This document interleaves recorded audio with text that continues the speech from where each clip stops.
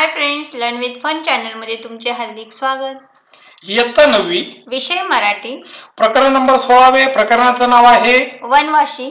वनवाशी या कवितेच्या खाली जो काही स्वाध्याय आलेला आहे, या स्वाध्यायामध्ये जे काही प्रश्न आलेले आहे तर त्या सर्व प्रश्नांची उत्तरे आपण आजच्या व्हिडिओमध्ये पाहणार आहोत।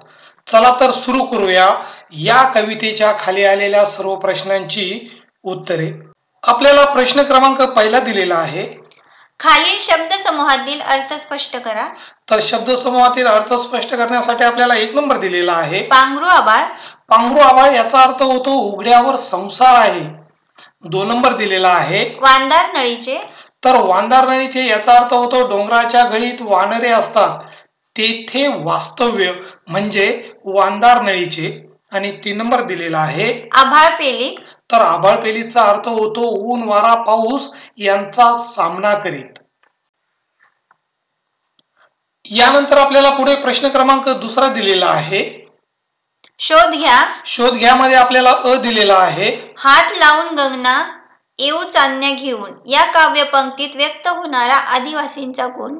हात लावून गगना येऊ चांदण्या घेऊन या काव्यपंक्तीत व्यक्त होणारा आदिवासींचा गुण आहे अतुलनीय धैर्य व उत्तुंग अशी इच्छाशक्ती। यानंतर पुढे आपल्याला आ दिलेला आहे, कवितेच्या यमक रचनेतील वेगळेपण। तर कवितेच्या यमक रचनेतील वेगळेपण आहे प्रत्येक कडव्यातील 4 पंक्तीमधील पहिल्या, दुसऱ्या व चौथ्या पंक्तीचे यमक जुळते। जर उदाहरण द्यायचं असेल तर भाकर, भोकर, ढेकर। आणि पुढचं उदाहरण द्यायचं असेल तर वेगानं, यंगून आणि घेऊन।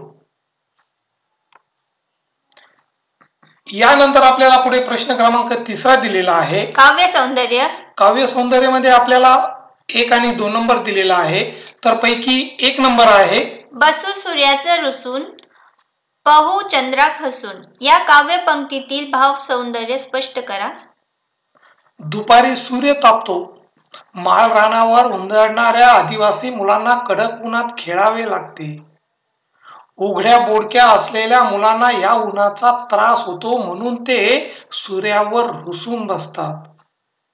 रात्री चंद्र उगवतो, त्या शीतल चंद्रप्रकाशात आदिवासी मुलांच्या बागडण्याला उधाण येते म्हणून चंद्राकडे बघून ते आनंदाने हसतात।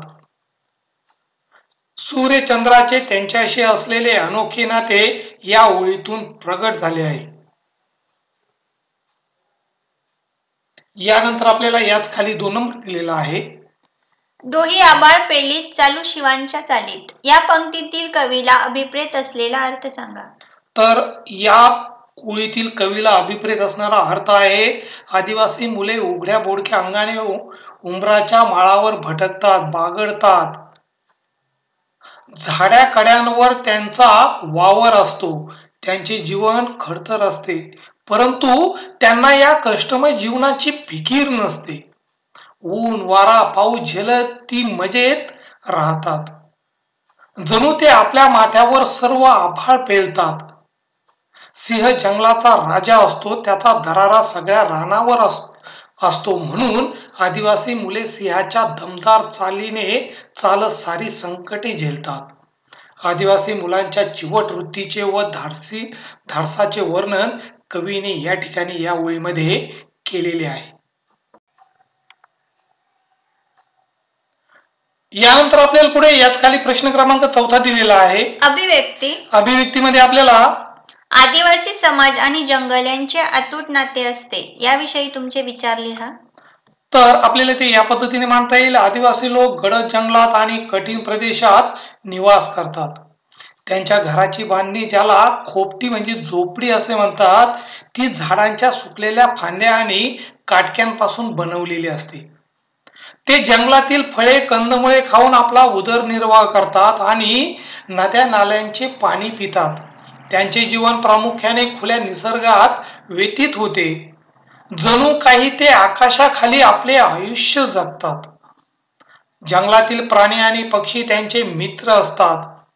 आजारपणासाठी ते झाडांच्या पानांचा आणि औषधी वनस्पतींचा उपयोग करतात। आदिवासी समाजाचे जीवन पूर्णपणे जंगलावर अवलंबून असते, त्यामुळे त्यांचे आणि जंगलाचे नाते खूप घट्ट असते। यानंतर पुढे आपल्याला भाषा सौंदर्य दिलेलं आहे. भाषा सौंदर्यामध्ये आपल्याला खालील वाक्यात योग्य विरामचिन्हे वापरून वाक्य पुन्हा लिहा. तर आपल्याला या ठिकाणी 5 वाक्य दिलेले आहेत. या 5ही वाक्यांमध्ये योग्य ठिकाणी विरामचिन्ह वापरून आपल्याला ते लिहायचे आहे. तर ती वाक्य आपल्याला या पद्धतीने अशी लिहिता येईल आणि ज्या ठिकाणी विरामचिन्ह वापरलेलं आहे त्या ठिकाणी मी वेगळ्या कलरने ते विरामचिन्ह कोणते आहेत तर ते मी दाखवलेलं आहे.